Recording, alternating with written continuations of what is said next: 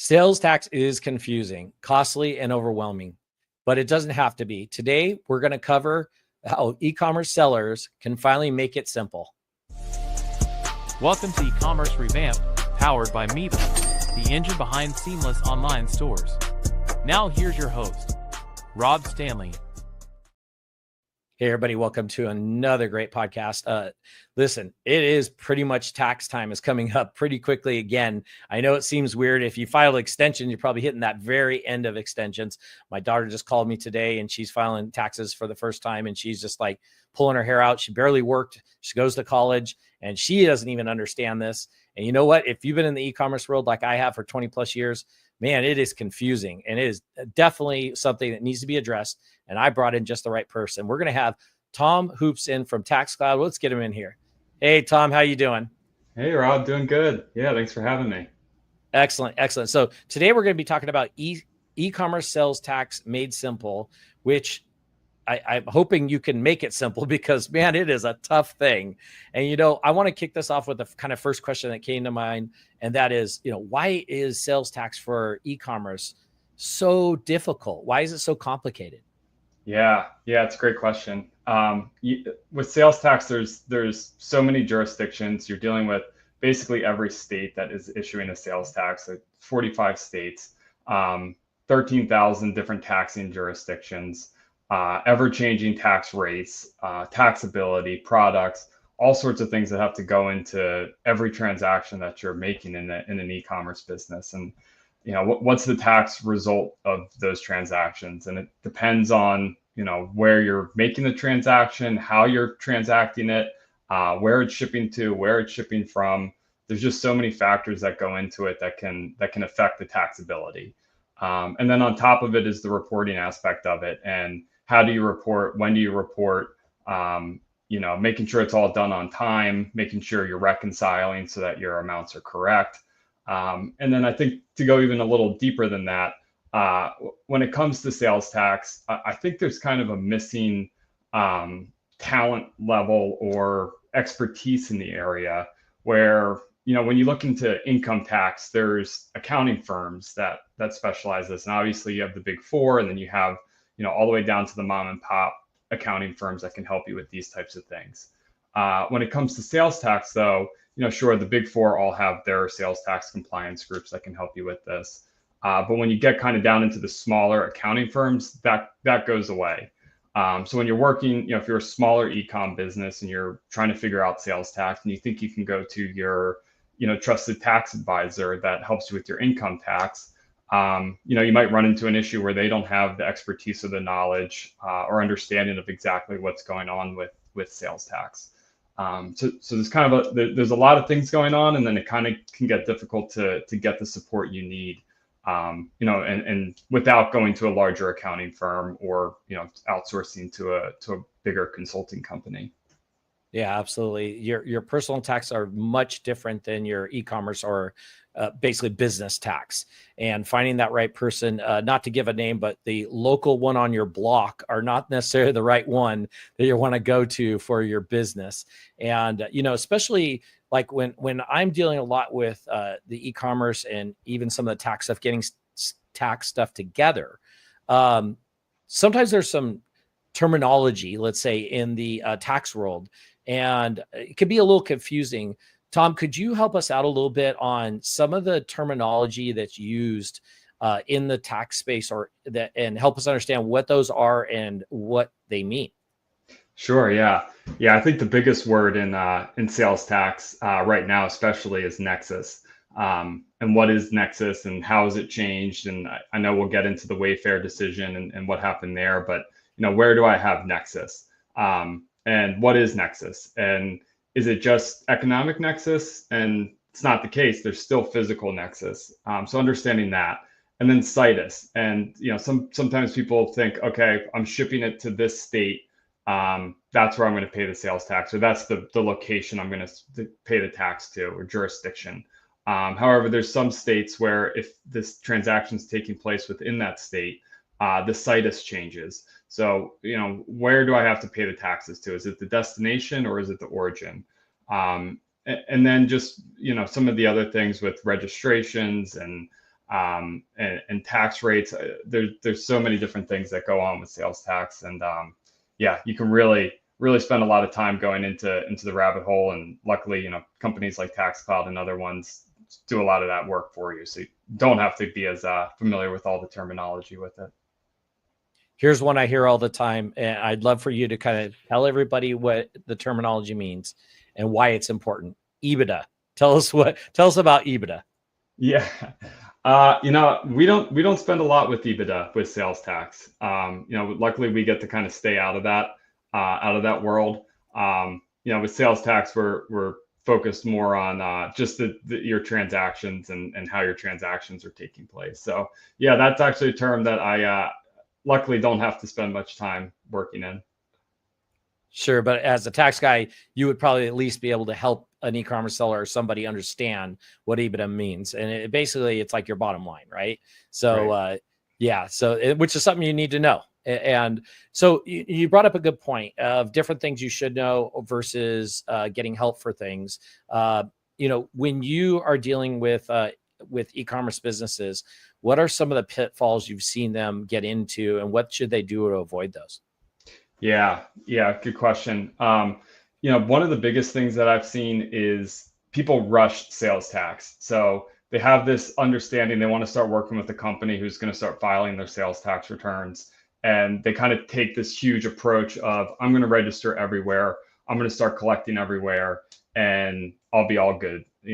Sales tax is a pass-through tax. So, if you do it the right way and you collect it from your customers, the only out of pocket for you is going to be, the overhead to pay for whoever's filing your sales tax returns. With that, you're going to want to, sorry, what was the question again, Rob? I'm kidding. No, it's okay. So basically what we're asking is what key tax pitfalls should people be avoiding when it comes to the e-commerce industry? Yeah. So when you bite off more than you can chew, you start this project of registering everywhere, you start collecting tax everywhere. And the next thing you know, you're knee deep in it. It turns out to be a bigger project than you thought it was going to be. You started collecting tax, you're not registered to report the tax. I recommend take it step by step, understand where your nexus is, where you have to register, get registered in those states first, turn on those states tax collection, and then kind of do a rollout plan. So if you want to turn it on in every state, you want to just get it done with and automate that side of things, that's fine to do, but make sure you have a plan to do that and you don't bite off more than you can chew when you're going to register. Love that. Sticking with the nexus, let's loop around to multi-channel. A lot of e-commerce sellers have multi-channel. They're on different platforms, multiple platforms selling. How should multi-channel sellers handle nexus and registration, dealing with that basically when they're on a multi-channel? Yeah. If you can centralize where all of your transactions are being stored for sales tax, that's the best way to do it. A state's not going to care if you sell it through Amazon or if you sell it out of a physical store location. That they don't care where the transaction, how it's taking place. So kind of understanding that aspect of it, and just kind of working from there. I think you're going to want to, first understand that, and then just with Nexus, registering once you hit it is important. Yeah, I'm assuming that's there's lots of things that can help with the multi-channel and with multiple different Nexus and registrations, right? Yeah, and getting connected first, so all your transactions are being stored, and understanding that your footprint as a whole is kind of the first step with that. But it doesn't really matter how you're making those transactions. Nexus is going to look at, when a state comes and looks at what you're doing, they're going to want to understand, how you're selling things, what channels you're selling it through, and it doesn't matter how it's being sold. They're going to want their money, in one lump payment at the end of it. Yeah. There's a lot of small sellers out there just getting started. Not everybody's a giant seller online or e-commerce seller. What is some of the simplest ways that a small shop or business can stay tax compliant? Yeah, I mean, again, I recommend not biting off more than you need to. So especially some companies might try to sell you on getting registered in every state. Some accounting firms might recommend that. So starting small, just registering where you need to, understanding, the path forward for yourself too. So if you do have an idea that you're going to hit Nexus in a state, but you're doing a registration project in other states right now, like maybe we will loop that state in, or putting a plan together to make sure that that you understand, where you're going to register, when you're going to register. If you're approaching Nexus, maybe we register now instead of waiting. Just strategies like that to make sure you kind of get ahead of it. Yeah, absolutely. Some great points. And we're going to keep this going. We're going to take a quick commercial break. When we come back, though, I'm going to talk to Tom about at what point should a business automate instead of managing taxes manually? Like, where is that point when they go from kind of a small business to a medium-sized business that they need to kind of switch over and automate that? We're going to do that right after this commercial break. Is your store ready for the next level? Miva powers high-growth e-commerce brands with the flexibility and performance they need to scale. Want to know what's holding you back? Book your free website audit now at miva.com/podcast and get a custom plan to grow smarter. Head on over to miva.com/podcast. We got lots of great resources. You can check out the old podcast. The page was just redone. Big shout out to Jeff at Miva for helping me get that new landing page redone. And if you want to get a free evaluation of your website, fill out the form over at miva.com/podcast. So right before we left, I was asking Tom, or we're getting ready to ask Tom, at what point should a business automate instead of managing taxes manually? Go ahead and take it away, Tom. Yeah. So it really depends on the business and where you're registered for sales tax. Some states are going to have a single rate, and it's going to be simple to file. Massachusetts, it's gross tax, exemptions, taxable, and that's it. Other states like Colorado, if you're only registered in Colorado, you may want to go ahead and automate that one. Louisiana, Alabama, those are all states that the compliance aspect of it can get out of control and difficult and cumbersome very quickly. Colorado and Alabama and Louisiana have what we call home rule. So in those states, the local jurisdictions actually have the authority to administer a sales tax return. So you could have the potential of registering with the state and then those local jurisdictions that administer the tax return. So that could be 80 additional returns in just one state like Colorado. So now you have to file a state return, and then you could potentially have to file 80 other tax returns in that state. So kind of understanding that, and then, multi-channel, like you mentioned, if you're going to have a bunch of different revenue streams coming in and you're trying to figure out how to get it all onto a report or all onto an Excel sheet so that you can figure it out and file the tax return, those are all things you're going to want to consider before you outsource it. So take a look and see, you're going to have to register in the state, or you can have somebody register so you can kind of get a sense of how difficult that return is going to be to file. But once you start getting and kind of stacking those states and hitting Nexus in multiple states, it's probably time to start looking to somebody to outsource. A lot of businesses, smaller e-commerce businesses, they probably have more important and better things to do than spending hours filing sales tax returns. So once you kind of get to that point where, okay, I'm spending multiple hours every month to get this done, it's probably time to start looking for somebody to help you out. Couldn't agree more. That's a perfect statement right there. Tom, when it comes to metrics, what are some of the metrics sellers should keep an eye on so they can stay on top of their taxes? Sure. Yeah. Transaction count is what is going to help you hit Nexus, or what's going to cause you to hit Nexus, and then sales, your gross sales into a state. So those are the two things you're definitely going to want to monitor. The other thing too is employees. So where do you have employees? Are they, are you a remote company that is hiring people in multiple states? That's something you're going to want to consider, and ask employees too, because I've seen it where, you hire somebody in one state, and then next thing you know, they move across the river. I used to live in Philadelphia and then moved to New Jersey. So understanding that could change the Nexus for a company just by having somebody move a couple minutes down the road. Kind of understanding those types of things is really important. Yeah, absolutely. I was born and raised in California, in the Bay Area specifically. You could just drive 30 minutes and you're in a different like tax bracket, different sales taxes charged. It Yeah. usually didn't vary too much, but it still could vary, and that's one of those things you got to be aware of. Just like you said, moving just from one state to the next can definitely vary a lot. I was reading this article a while back, and it was kind of a long article, and it was talking about SST, which I had to Google it, by the way. Streamline Sales Tax Program. Could you explain what a streamlined sales tax program is, please? Sure. Yeah. So SST was introduced as a way to kind of simplify sales tax for taxpayers, and it gave them an opportunity to to report the tax that they're collecting, and do it in a way that they can kind of outsource that to a company that is a certified service provider. So being a certified service provider, you have to go through you have to check some boxes with the SST organization and get into a standing with them where you're able to transmit those returns to those individual states. And part of that program is simplifying the return process.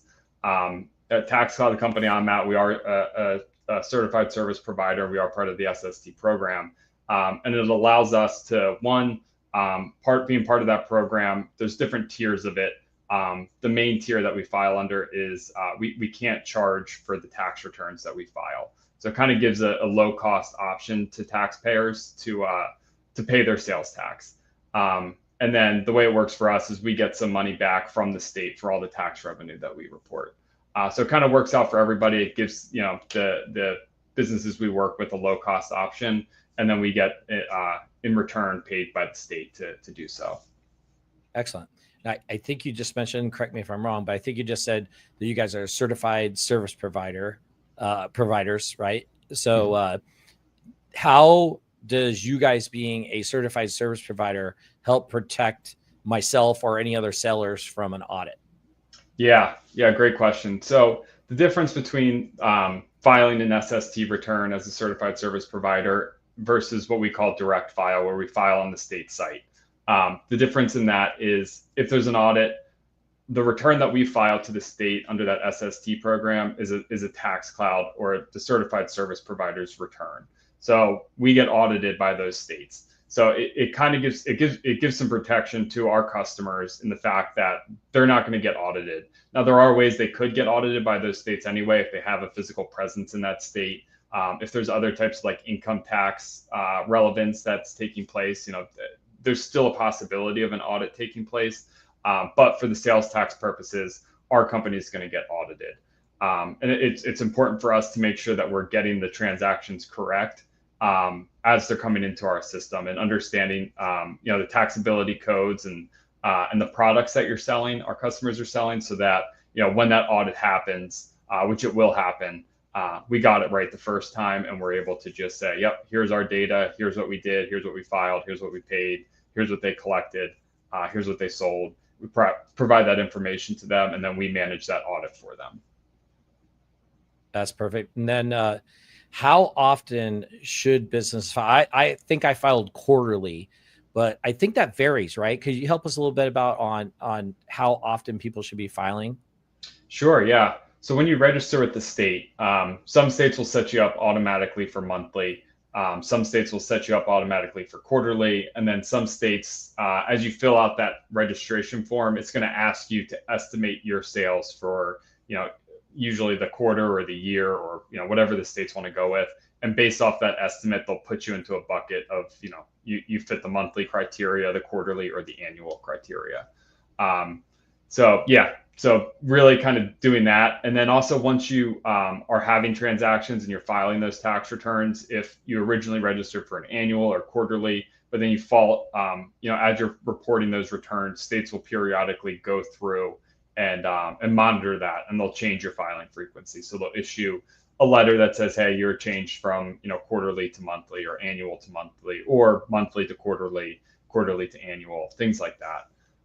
So you're gonna make sure you're monitoring your sites and your letters that are coming to you in the mail, so that if something like that does change, you can make sure to get it updated. Other states too, California and New York, you file quarterly. You might have to make a monthly prepayment to those states, but then the returns are due quarterly. Yeah, absolutely. And then, Tom, what kind of changes do you see coming up when it comes to the whole tax compliances in the next 3 to 5 years? Yeah, states states don't like to change much. They change the taxability of things. States are looking for more tax revenue. So I kind of see sales tax in general just kind of staying as it is. You now file online. I think there'll be some changes. I'm sure AI is going to change things. I'm sure the filing component of things will get changed either through the states, which I see less likely, more likely through some of the technology companies that are getting into sales tax. But states, they're kind of missing out on a little bit of revenue, and they're seeing their numbers dip a little bit. And I think a lot of it, it's kind of the remnants of COVID, where people were staying home more. They weren't going out. They're shopping online. They're watching Netflix instead of going to the movies. They're ordering DoorDash. People are staying in more, and that's kind of hurting states in a way where people aren't going out and they're not buying things. They're not, going to the movies and things like that. So states are trying to, and some states are trying to get things, change the tax rulings on things where they can start charging sales tax and forcing their taxpayers to collect tax on things that were previously tax exempt. So there might be some change in services and things like that could kind of switch from being not taxable or exempt to now being taxable. I love that. Who goes to the movies anymore? I just heard about a movie that's in the movie theaters for 2 weeks and it's going to be on Netflix. I don't even think I can make it there in 2 weeks. Sorry, got a little off topic there. When it comes to AI, you were just talking about AI for a second, and you were saying, I was kind of curious, when it comes to AI, will AI help make filing simpler? If somebody, let's say, like my daughter, I was talking about when I was doing the intro, she doesn't do a company. She works a little bit while she's going to college. Will that help her down the road, or maybe even some of the e-commerce bigger sellers with their filings? Yeah, absolutely. Yeah, I know businesses have already started trying to, figure out how they can use it and are using it, just to do the tax filings and try to complete that and automate those, is a big piece of it. I mean, a lot of what we're doing is the data entry, and how can we make that simpler? The other side of it is understanding taxability rates and codes and products that you're selling, and having an understanding of, is this taxable in this state? And this is the way I sell it. And, there's so many different things that go into, is your product taxable or is it exempt? And especially when you get into some customized things, like it goes into a rabbit hole of just, is this taxable or not? And I think there's a big case for AI in helping that out, and understanding tax rates, and going through state websites and just pulling the tax rates and comparing them against other systems, and make sure you're getting it right. You're dealing with 13,000 taxing jurisdictions, 13,000 different tax rates. There's just so much room for error when you're dealing with those numbers, and when they're constantly changing and updating. I think AI is going to be a big part of what sales tax calculation and compliance is doing in the future. Absolutely. And couldn't agree more. And I think it's just going to integrate more and more and help more and more. Which is a good thing. Tom, before we kind of switch over and talk a bit more about TaxCloud, some of the services you guys offer and how people can get a hold of you, if you had to give sellers one simple step to take today to kind of help with their taxes, or what could get them going in the right direction, what would it be? Yeah, it would be first, understand your nexus. Get a good look at your data. If you have multiple revenue streams, understand, compile that in a way where you can get a sense of it. There's options out there that are free that can kind of help you with that, or low cost solutions to kind of get your foot in the door with sales tax. Don't fall behind in it. I've seen it a lot in the consulting world, where you fall behind in sales tax, and now you're dealing with the VDA, you're dealing with penalty, you're dealing with interest. So get ahead of it. If you have fallen behind, you got to stop. You got to stop thinking it's going to clear itself up by itself. It's not going to happen. Try to jump on it, and just start addressing those things, and break it down piece by piece, and start to get it figured out. Perfect answer. Tom, tell us a bit about TaxCloud, what kind of service you guys offer, how you help some of these e-commerce sellers. Maybe also kind of just like, suggest what point should people be reaching out to TaxCloud? Is it day one when they start a business, or is it as they, start to grow? Yeah. So at TaxCloud, I think we're a great fit for a lot of different companies, small businesses, mid-sized businesses, enterprise. Like, we really fit into anybody. We do a great job calculating tax. We're an SST provider, certified service provider. We do, so we're a low cost option for companies to get their foot in the door, and start reporting their sales taxes. We work with a lot of companies that are transitioning from other sales tax providers. So we have, the knowledge and the help center and the onboarding staff. Our onboarding staff is fantastic. You work with a person to get you onboarded. If you have questions, you're working with the person. They'll help you get through whatever issues you're dealing with getting onboarded and implemented with sales tax and TaxCloud. And then, a lot of our businesses, as they're going through that transition, we provide them a packet that can walk them through step by step to get set up. And then being a part of the SST world, we make things simple. And it's not just that you get the low cost, like you were mentioning before, of the filings that are offered for free, but you also get the comfort of, I'm not going to have to get audited, or I'm likely not going to get audited by these states. This is going to be off, I'm going to pass this burden off to TaxCloud. They're going to deal with this. We're still going to work with you to make sure you're calculating things and collecting things the right way, because we will get audited, and we want to make sure that it's the audit goes smooth and is correct when it's done. Absolutely. And listen, if you're either a Miva client or thinking about becoming a Miva client, TaxCloud is a partner of ours. Integration is built in. We're all there together. They're great to help out if you need any questions or have any questions regarding taxes. Tom, just tell everybody how they get a hold of you, or the website, if they want to get more information or follow up on this. Sure. Yeah. TaxCloud.com. There's our pricing's out there. Everything's out there. Check us out, get in touch with sales if it's something you're interested in. So TaxCloud.com. It's that simple, just like it sounds. So for everybody who's out there listening, it's TaxCloud, TaxCloud.com, TaxCloud.com. It's easy. It's easy to find out.